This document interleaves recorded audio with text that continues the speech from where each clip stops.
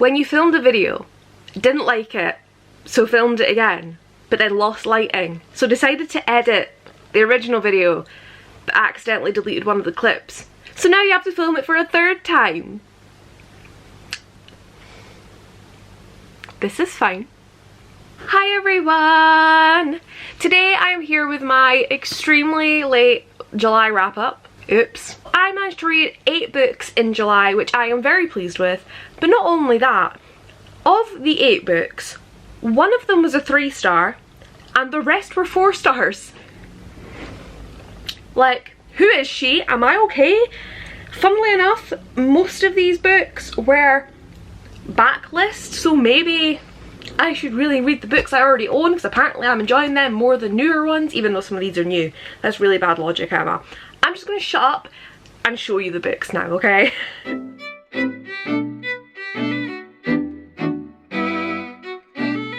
The first book that I finished in July was The Next Together by Lauren James. You will notice that this is an interesting looking cover. It's an ARC. This book came out in September 2015. Listen, was it sent to me or did I just find it at work? I can't remember, but this came into my possession a long ass time ago and I've only just now read it. But I really enjoyed it. This was a 4-star read for me. It's, I suppose you'd possibly call it sci-fi. It follows these 2 characters who keep meeting throughout time. I just found it really interesting. I especially like the mention of one of my local towns. The last 12 months I have read, I think this is the 3rd book I've read that mentions like where I live. And where I live isn't like massive. So it's like really weird to me when they mention actually a fourth book that mentions my general vicinity and I'm living for it. So I feel like I can't with words today. I don't know if I'll pick up, I don't know if it's a duology or a series. I think when I was reading it, I was like, yeah, I'll pick up the rest of it, like it'll be super interesting, but now I'm kind of like, what was the whole point of this again? I get like that. I'm a much more plot-based reader than character-driven, I'm finding. I don't get attached to characters that easily. If people say, like, literally, if you ask me to think of characters that I love, I immediately just think of Harry Potter.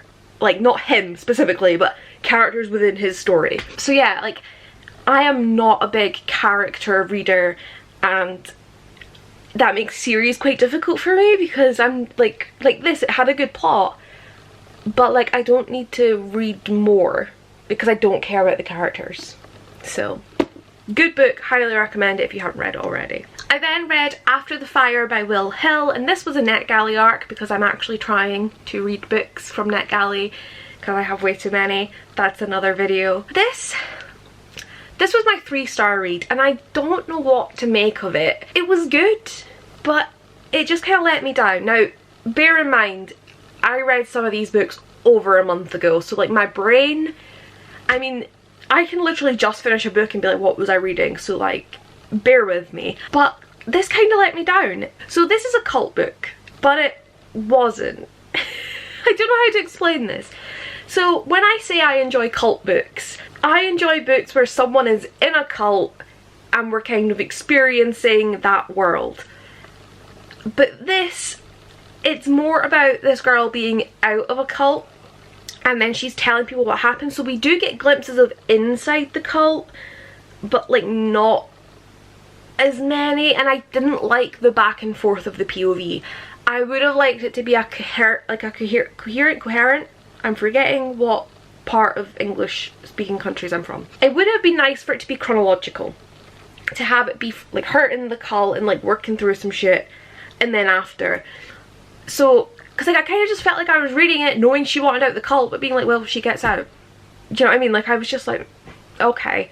I think what really done it for me was the fact that this was over 500 pages and it really didn't need to be. You know, for what actually happened, which I don't really remember very much, I don't think it needed to be as long as it was. So it was a good book, but it kind of let me down a bit. Next, I read another book that I've had on my shelf since about 2015, and that is The Accident Season by Moira Fowley Doyle.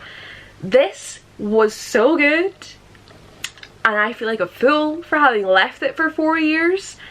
But essentially this follows a family who every October go through the accident season. It's a season where they just have accidents.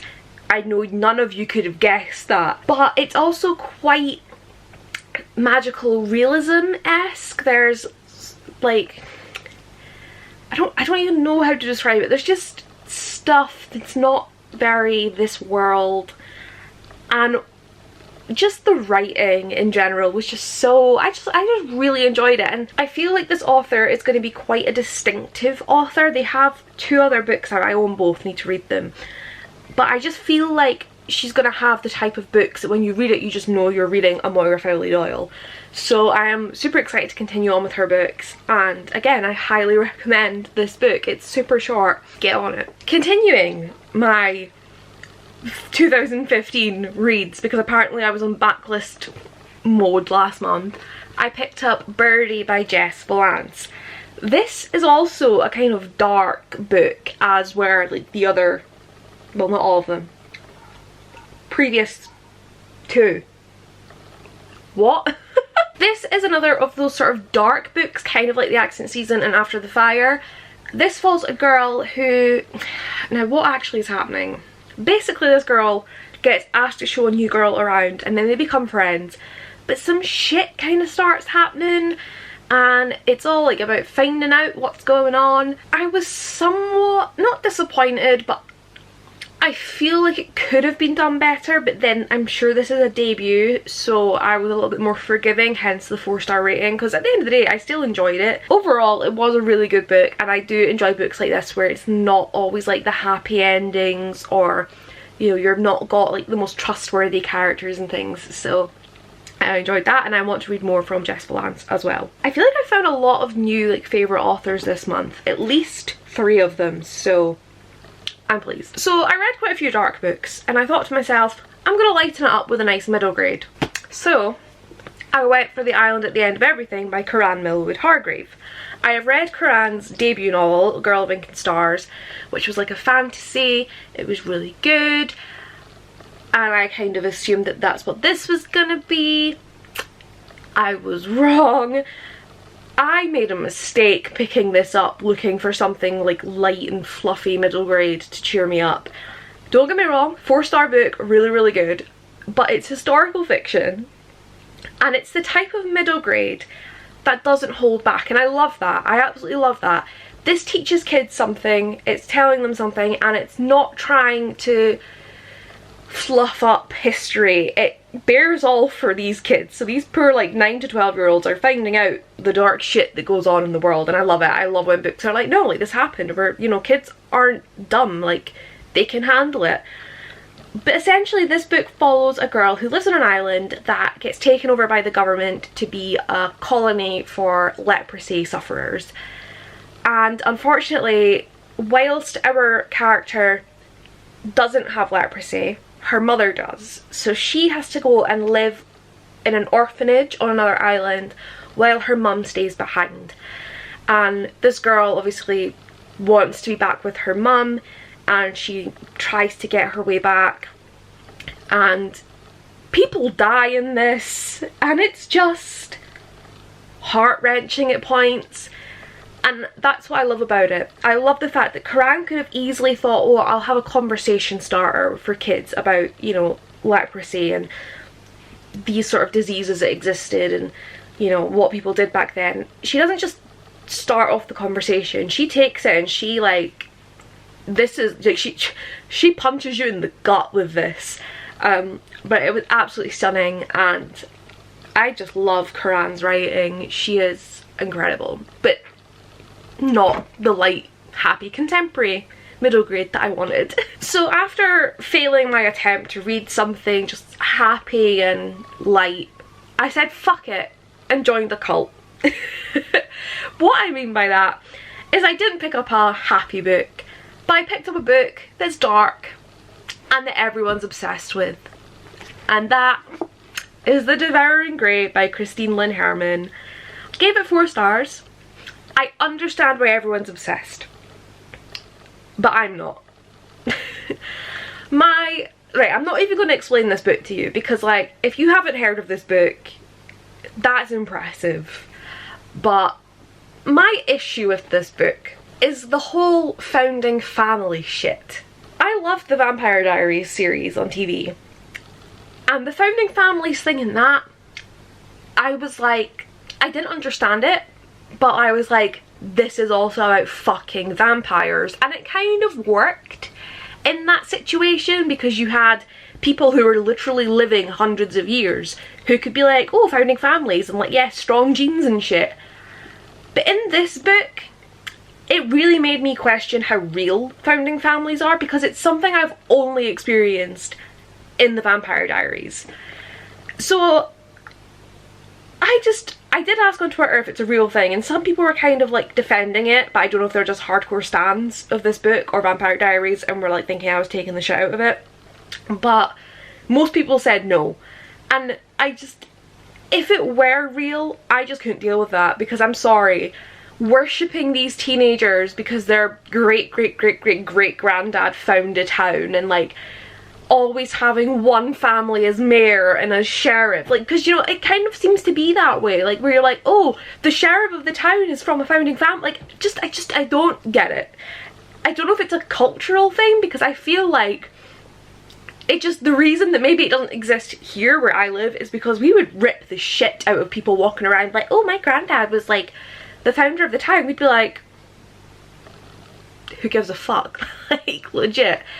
So it just irks me, and it's literally got nothing to do with, well, it does have stuff to do with the book, obviously, but it's not why like I rated the book 4 stars instead of 5 or anything. It's just something that bugs me, and it makes me think, did Christine take it from Vampire Diaries? Just wondering. But overall, the whole idea was interesting. The sort of paranormal aspect of this beast, the Grey, was interesting, but I wasn't obsessed. I was just like, cool. I am interested in picking up the Deck of Omens when it comes out, but in general, I don't know. Like, I think it is just this founding families thing that gets me, because if they weren't, here's the thing, right? I don't understand what the founders have that's so special. This might be kind of spoilery, so wait till this book's down if you've not read it, but I feel like the founders are the only people with this magic. I feel like I'm really forgetting shit that happened in this book, but like, why is it just the founders?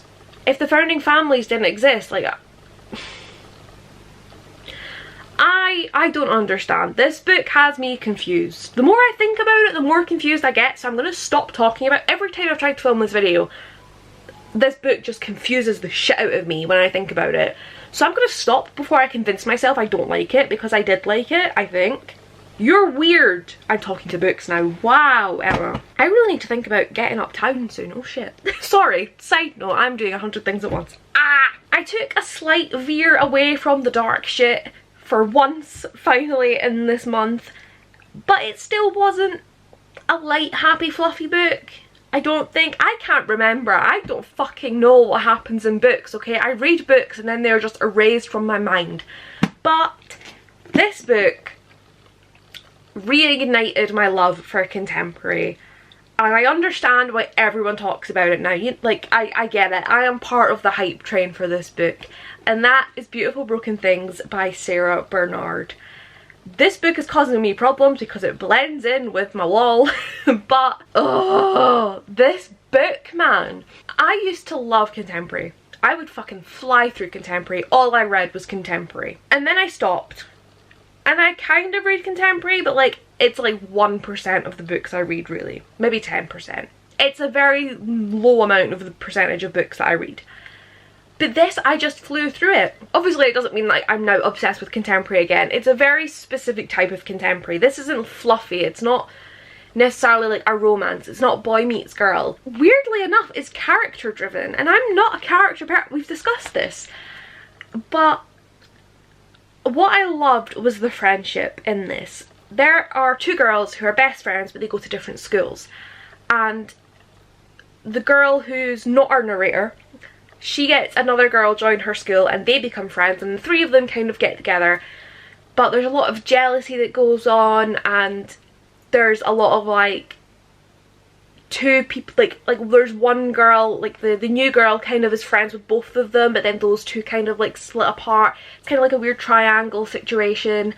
I don't know how to explain it, but I just feel like the jealousy in the friendship was done well, and just the friendship in general. And there's things that our narrator, our main character, does that are out of character for her, but it makes sense as to why she's changed and doing it. And it's so hard to explain without spoilers, but I say that as if I can even remember spoilers from the book. I just really enjoyed this book. I think it was done incredibly well. The parents weren't annoying, which is amazing for a contemporary. Usually parents are like, oh, you can't do this anymore, you're grounded, and you're like, why? Like, it's just there for the conflict. Whereas if the parents done anything like that in this book, it was fully justified. Maybe it's because I'm now an adult and not a teenager and I understand the parents better. I'm just having this realization. Would I have agreed with the parents if I'd read this when I was 16? I don't know. But I'm having like a crisis, like, oh my god, I agree with the adults in a book. Shit. I hate when I don't know how to articulate thoughts on a book. And this is why I need to do my wrap-ups, like, as soon as I fucking finish a book, because words. But I really fucking enjoyed this book. I do have the sequel or the companion, Fierce Fragile Hearts. Is it? I don't even know. But I have that book that I want to read. I am like a convert to this contemporary, to at least Sarah Bernard's kind of contemporary. Maybe it's because it wasn't a straight up romance. Even though I fucking love Estelle's books and they are straight up romances. Listen, I'm biased towards Estelle Mascom, but maybe I just need non-romance contemporaries. Maybe this is my problem. Figuring my reading issues out. Okay. And now we move on to my final book of the month. And it was probably my favourite, and the more I think about it, the more I'm like, should I give it 5 stars?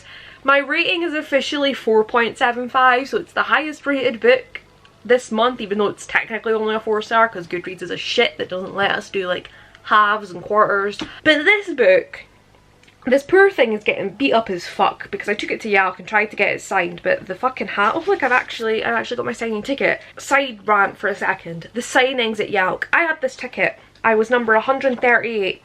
They were at number 50. They told me to come back in 10 minutes. I went back and they were like, we're at number 50. And I was like, okay, come back in half an hour. Went back in half an hour. They were still at number fucking 50.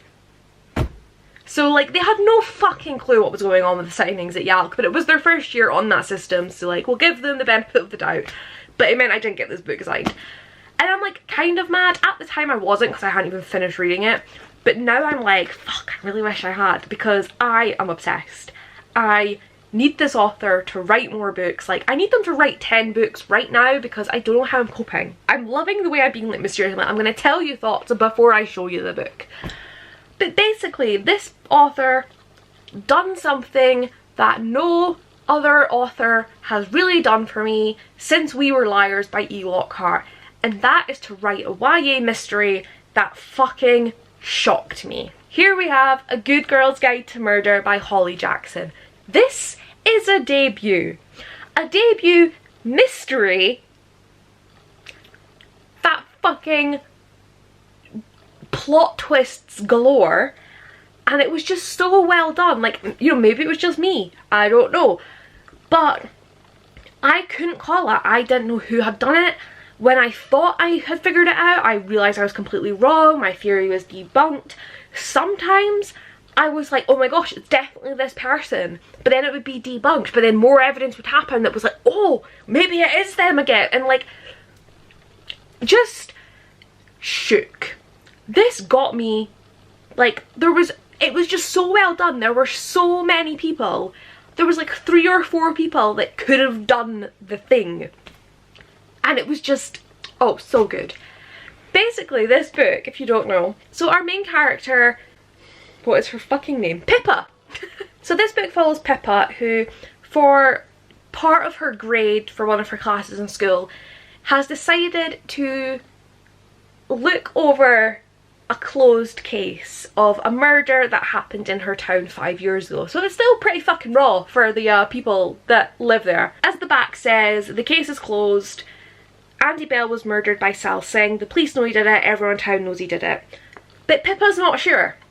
So Pippa decides she wants to just like look at the case and like her intention isn't to like clear Sal's name or find out who did it. She just wants to look over the case files and like the media and see if the case was handled correctly, and you know, maybe it would shed some light and the police would reinvestigate.